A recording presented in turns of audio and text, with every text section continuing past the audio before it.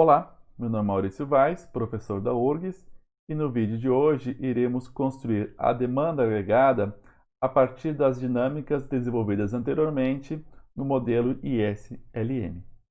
Nos vídeos anteriores, nós fizemos uma contextualização do modelo ISLM, como as bases teóricas que estão por trás da sua construção. Nós desenvolvemos a curva IS e posteriormente LM, as suas causas respectivas de inclinação e de deslocamento. No vídeo seguinte, nós falamos sobre a tendência ao equilíbrio dos diferentes pontos fora de ambas as curvas, porque eles sempre tendem ao equilíbrio comum, ou seja, ao equilíbrio simultâneo no mercado de bens e serviços e no mercado de ativos. No vídeo seguinte, no último que nós vimos até então, nós analisamos a dinâmica de deslocamento entre as curvas, ou seja, a partir do impacto da política fiscal na IS e da política monetária na LM, como os novos equilíbrios eles vão ser construídos. No vídeo de hoje falaremos como então essa interação entre a curva IS e LM nós poderemos construir a curva de demanda agregada. Muitas vezes se inicia o estudo entre oferta e demanda agregada, não analisando de forma adequada como a curva de demanda agregada é construída, apenas apresentando uma relação entre preço e renda. Mas, como nós veremos no vídeo de hoje, há uma complexidade maior na sua construção e pretendemos deixar isso o mais claro possível. Vamos lá então. Bem, vamos dar início à nossa dedução da demanda agregada.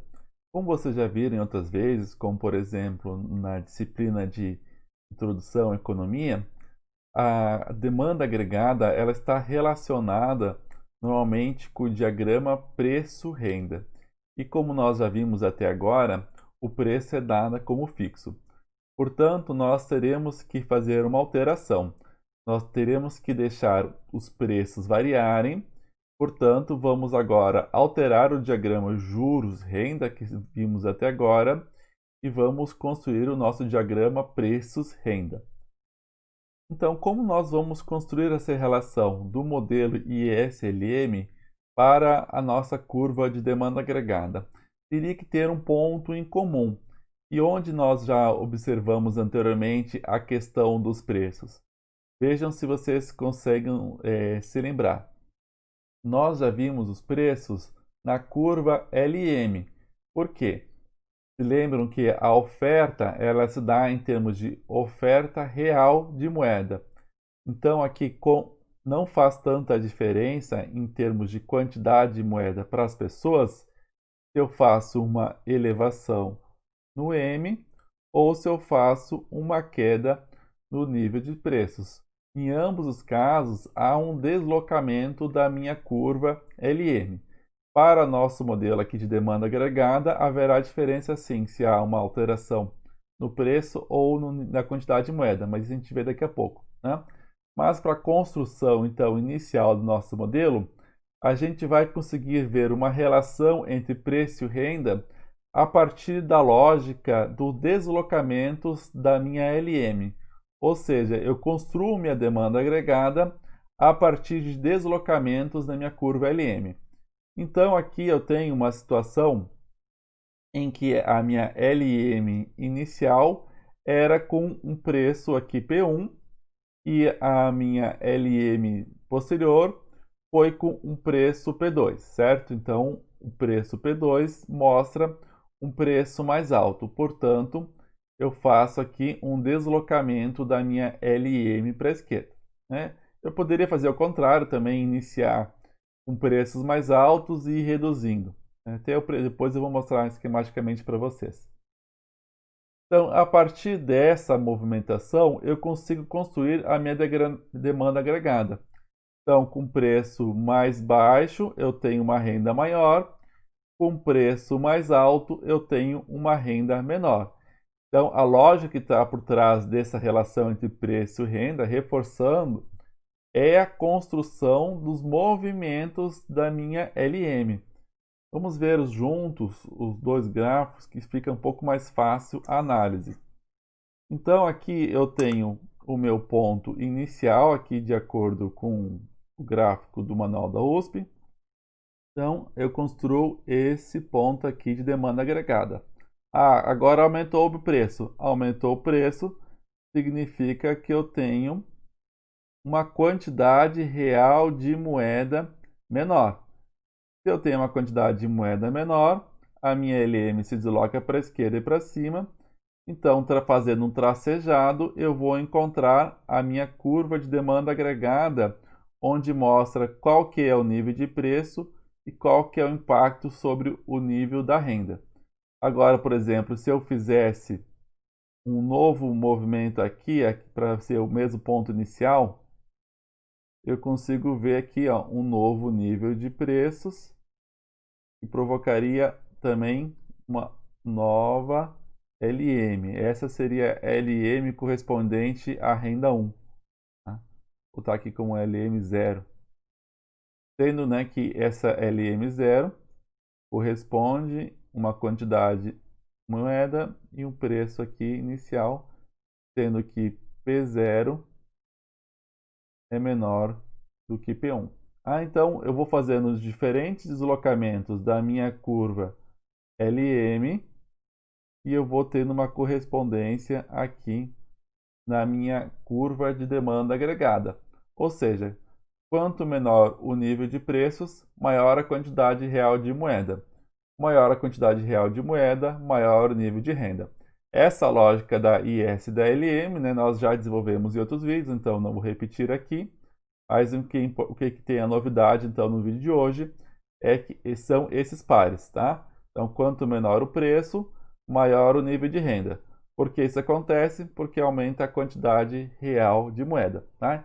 Então, assim que se constrói a curva de demanda agregada. Essa é a lógica que está por trás dela, certo?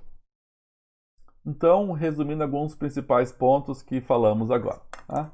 Então, o que a gente está supondo na construção da curva de demanda agregada? Os gastos autônomos eles são dados. Ou seja, a nossa IS, né, aqui que está relacionada na nossa IS, ela não vai se alterando. Então, nós vamos ver como movimentos na LM a partir de uma mudança do nível de preços, tá? O exemplo ali do livro, ele mostra no início um aumento do nível de preço, certo? Mas eu prefiro reescrever aqui, iniciando com preço mais alto e depois reduzindo, tá? Então, eu só inverti a lógica que está no livro, mas a explicação é a mesma, né? Então, eu tenho uma queda no nível dos preços e esse nível de preços provoca uma elevação no nível do produto, isso porque aumenta a quantidade real de moeda, ok? E a partir disso, então, há uma alta no nível da renda e também uma queda na taxa de juros, fazendo com que esses movimentos aqui então, fazem um reequilíbrio no mercado monetário. Então, aproveitando aquela nossa equação de sempre, né, eu tenho o aumento na oferta, só que diferentemente do que a gente viu outras vezes, esse aumento da oferta não é decorrente do aumento da quantidade emitida de moeda, mas sim no aumento em termos reais, já que o preço caiu. Então, eu vou ter um aumento da minha demanda por moeda decorrente tanto do aumento da renda, quanto decorrente da queda na taxa de juros. Aqui nós temos que usar um izinho agora, certo?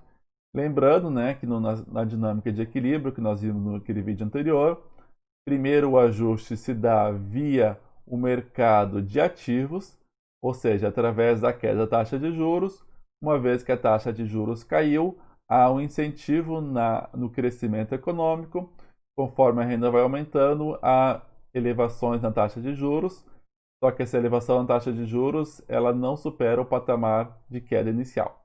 Então, isso é o que nós vimos bastante na dinâmica da política monetária. Uma observação importante, tá?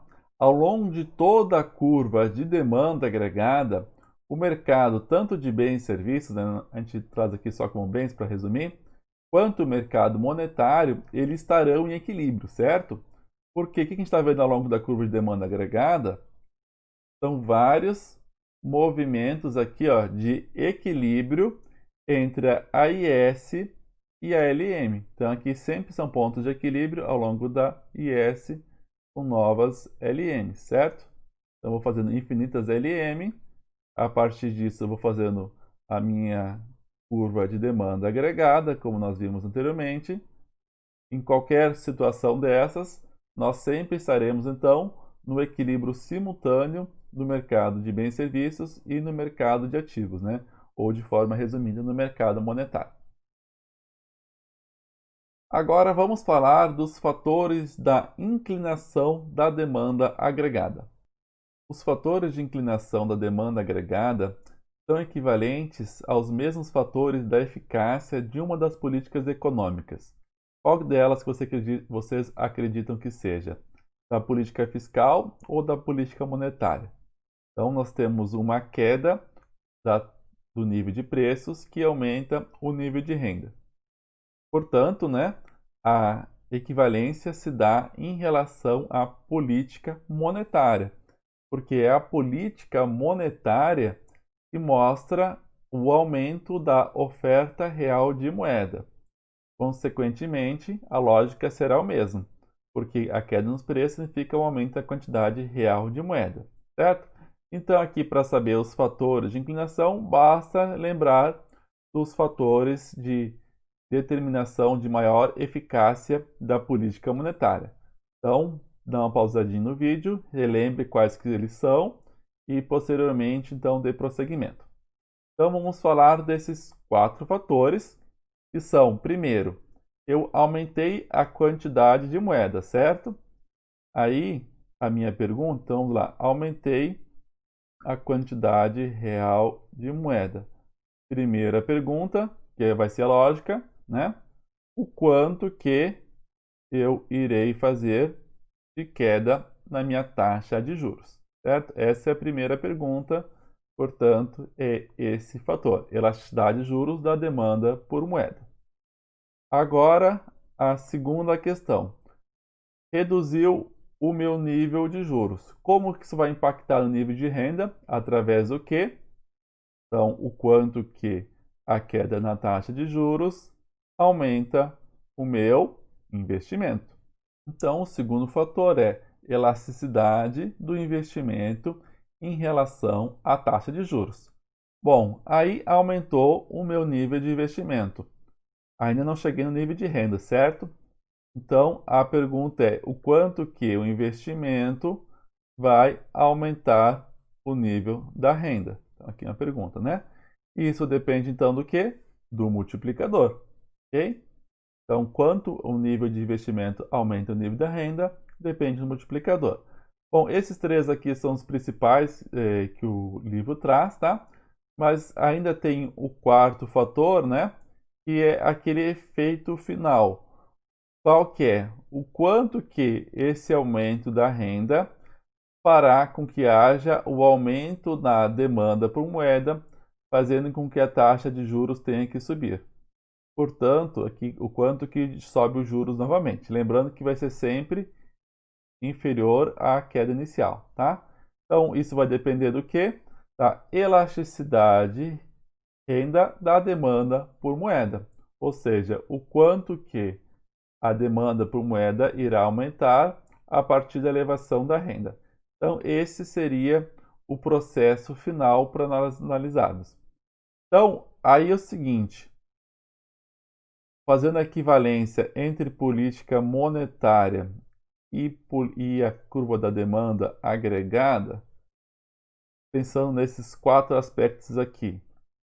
Aí eu faço a pergunta: se a política monetária é bastante eficaz, ou seja, esses 4 efeitos aqui acontecem, eu vou ter uma demanda agregada menos inclinada, ou eu terei uma demanda agregada mais inclinada. Então a pergunta é: se a política monetária é mais eficaz, qual das duas inclinações serão? Então, a resposta certa será uma inclinação menor, ou seja, mais próximo da horizontal. Por quê? Assim como a política monetária, uma pequena redução do nível de preços provocará um grande aumento do meu nível de renda. Aqui é o contrário, né? Então, para aumentar o nível de renda, eu tenho que reduzir bastante os preços, certo? Então, é a mesma lógica da política monetária, certo? Então, agora nós podemos falar sobre os efeitos na nossa curva de demanda agregada quando, ao invés de reduzirmos os preços, então aqui vocês veem que o preço continua 1, ó, o preço continua constante, certo? E eu faço agora uma alteração na minha quantidade de moeda, ok? Então, em termos de deslocamento da minha curva LM, não há qualquer diferença, certo? A LM desloca para a direita e para baixo da mesma forma quando eu tinha alteração do nível de preços. Porém, olha só, nós estamos analisando agora o diagrama preço-renda. Então, não vai haver uma mudança aqui, nós não estamos mais construindo a nossa demanda agregada, certo? Porque aqui o preço se mantém. Ou seja, mas eu tenho um novo nível de renda para o mesmo nível de preço. Então, acredito que você já tenha descoberto qual que será o impacto, né? Eu vou ter o deslocamento da minha demanda agregada. Porque olha só, com o mesmo nível de preços, eu tenho agora uma renda mais elevada. Então, aqui mantendo a mesma relação que fizemos no gráfico anterior, só que agora, ao invés de falarmos em termos de mudanças nos preços, vamos falar em termos de deslocamentos da LM, provocando também deslocamentos na demanda agregada. Então, aqui podemos ver essa situação inicial. Agora nós temos um aumento e até chegar nesse ponto aqui, que seria a novo nível de renda, teríamos que ter esse movimento de LM. Seria uma LM3, uma terceira quantidade de moeda ainda mantendo os mesmos níveis de preço. Certo? Então, nós temos diferentes deslocamentos de demanda agregada decorrente de alterações no nível da quantidade de moeda. Então, essa é uma diferença importante. Mudanças no nível de preços, eu vou construindo minha demanda agregada. Menor preço, menor o nível de renda. Para o mesmo nível de preços, deslocamentos da quantidade de moeda fazem com que haja um deslocamento da demanda agregada, ou seja, eu terei rendas maiores para o mesmo nível de preço. Outras variáveis também deslocam a demanda agregada da mesma forma que uma mudança da política monetária, ou seja, são os gastos autônomos. Então, o que eu tenho de gastos autônomos? Relembrando, né? Eu tenho consumo autônomo, eu tenho o investimento autônomo e eu tenho os gastos do governo. Lembrando, né, que esses aqui são para uma economia fechada, certo? Depois, para uma economia aberta, que a gente vai ver nos próximos vídeos, eu tenho também as exportações autônomas, tá? Mas por enquanto, vamos ficar por aqui. Então, esse deslocamento aqui, desse qualquer um dos gastos autônomos, como nós já vimos, fará com que a IS se desloque para a direita e também para cima, certo? Então, dado o mesmo nível de preços, então dado uma certa LM, o efeito será um impacto no maior renda e o maior nível da taxa de juros. Consequentemente, teremos um deslocamento da demanda agregada também para a direita, ou seja, na mesma lógica que nós tínhamos anteriormente. Então, aqui, ao invés de deslocar a minha LM, eu desloco o meu nível, a minha IS, provocando um aumento do nível da renda. E o impacto aqui sobre a minha demanda agregada é o mesmo. Para o mesmo nível de preços, eu terei um maior nível de renda. Então, fazendo aqui as comparações entre as políticas, né? Vocês vão ver que, em geral, o efeito sobre o nível de renda é bastante semelhante, né? Então, para qualquer nível de preços, a nova curva de demanda agregada, teremos diferentes situações aqui em relação à política monetária em termos de política fiscal, mas em termos de renda é a mesma. Quando nós falamos então de política monetária, o equilíbrio final será com juros menores, associados ao mesmo nível de renda do que seria com a política fiscal. A diferença é que a política fiscal nós teremos juros maiores. Qual que é a diferença, então, nas duas dinâmicas de construção do nosso modelo? Uma dinâmica que é puxada a partir de uma política monetária expansiva é de se esperar que haja um impulso pelo investimento. Já quando ocorre através de política fiscal, é de se esperar que haja uma maior participação do setor público. Agora, algumas observações adicionais importantes, né? Então, embora essa seja o resumo das consequências de política econômica, né, nós sabemos que nada impede de que normalmente é recomendável que haja uma combinação de tanto política fiscal quanto de política monetária, né? Então, no nosso modelo ISLM, nós estamos supondo que o investimento é função da taxa de juros, certo? Ou da taxa real de juros, melhor dizendo, né? Então, é isso que determina o investimento de acordo com o modelo. Aumento ou reduzo o nível de taxa de juros. Mas nós sabemos aqui, ao lembrar a teoria keynesiana, que o investimento ele faz uma comparação entre a eficiência marginal do capital e da taxa de juros, não apenas a taxa de juros. E o cálculo da eficiência marginal do capital está relacionado com o que? De duas formas, né? De um lado, o custo, que é uma parte que o governo poderia até exercer algumas formas, por exemplo, em termos de controle de insumos ou redução de impostos sobre insumos ou facilitação de entrada no país de insumos, né? Existem sim políticas para tratar dos custos, mas aqui que o governo tem uma atuação mais simples e direta e mais relacionado com a nossa disciplina, através da renda esperada, certo? Então, a renda esperada depende da demanda agregada da economia, né? E mais precisamente da demanda efetiva. Ou seja, o que nós estamos querendo dizer com isso, né? Qual que é a relação? Os gastos do governo, eles têm um papel importante para impulsionar a demanda agregada. Ou seja, uma atuação do setor público, ele pode aumentar a demanda agregada, fazendo com que haja também um aumento do investimento do setor privado. E ele vai ser principalmente impulsionado se, junto com isso, haja um estímulo da política monetária ao reduzir a minha taxa de juros.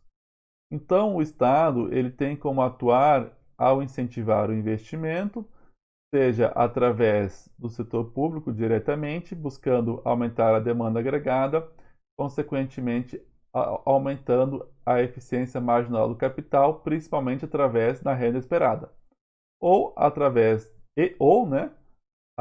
da política monetária reduzindo a taxa de juros, tá? Então aqui são dois casos, mas eles não precisam ser casos analisados de forma separada. Essa é uma primeira observação que eu queria comentar. Uma outra observação seria uma crítica mais geral ao modelo em que mostra essa construção da curva de demanda agregada, em que menores preços provocam um maior nível de renda. Menores preços provocam um maior nível de renda, na verdade, né? Então, nós sabemos que, na prática, a questão da deflação, na realidade, piora o nível da atividade econômica. Então, como nós podemos ver aqui na crise de 1929, principalmente, houvemos uma situação de depressão na economia, ou seja, seguidos anos de queda do nível de preços, e ao invés de observarmos um maior nível de atividade econômica, isso não foi observado. o que foi observado? Houve uma situação contrária, houve uma queda do nível da atividade econômica. Então, esse diagrama aqui ele não foi possível observar, e normalmente assim não é. Nós temos situações semelhantes, por exemplo, que aconteceu na crise japonesa, desde a crise imobiliária de 89, que até hoje o Japão, mesmo com diversos estímulos monetários e fiscais, não consegue ter uma dinâmica pujante na economia. Por quê? Quando há uma queda do nível de preços, há um impacto aqui na eficiência marginal do capital, porque em termos monetários, os empresários eles irão receber menos do que eles iriam receber caso os preços estivessem estáveis ou com leves altas, certo? Então, o empresário ele realizou o investimento inicial e espera que esse investimento inicial proporcione retornos, né? Então, pensando naquele fluxo de caixa, ele fez o investimento inicial, então teve um retorno negativo, e espera ter rendimentos aqui positivos para mais do que compensar esse investimento inicial. Então, se digamos que esse determinado nível de preços, esses investimentos aqui seria 100, o capital 90, caso haja uma deflação na economia, os valores monetários podem ser, por exemplo, 70. O que acontece com isso? Fica mais difícil de manter um fluxo de caixa nas empresas, as empresas passam a ter dificuldades, fazem menos compras, demitem funcionários, os funcionários eles terão menos poder aquisitivo e haverá uma dinâmica de queda significativa no nível do investimento. Ou seja, nessa lógica aqui, nós temos que um menor nível de preços vai provocar um aumento na quantidade de moeda, reduzindo a taxa de juros e aumentando o investimento, certo? Essa é a lógica. Só que temos que ter muito cuidado nessa relação, porque na prática podemos observar muitos anos que esse nível de aumento da quantidade real da moeda não vai provocar uma elevação no investimento, pode provocar justamente uma queda no investimento e o efeito ser o inverso ao esperado do modelo, certo? Bom, são ressalvas importantes, tem diversos autores que trabalham com essas questões, a análise empírica trabalha com isso, mas é importante vocês entenderem como que se dá essa construção do nosso modelo de demanda agregada e oferta agregada, como nós falaremos ao final do vídeo seguinte. É muito estudado essa relação do diagrama preço-renda e as dinâmicas entre demanda agregada e oferta agregada, tá? Só que essa construção da demanda agregada, ela varia bastante de acordo com a perspectiva teórica, tá? Nem sempre ela possui essa relação e essa relação é uma questão complexa, tá? Então, a nossa curva de demanda agregada, ela é construída como vimos no vídeo de hoje, mas é importante que sejam feitas essas ressalvas. Então, para esse vídeo de hoje, né, exceto essas observações finais, não se baseia em outras leituras, né? Mas, então, ao longo da construção da curva de demanda agregada, utilizamos mais uma vez o capítulo 5 do Manual da USP, organizado pelos professores Lopes e Vasconcelos. Assim concluímos a construção da curva de demanda agregada. No próximo vídeo falaremos de dois casos especiais em relação à curva de demanda agregada.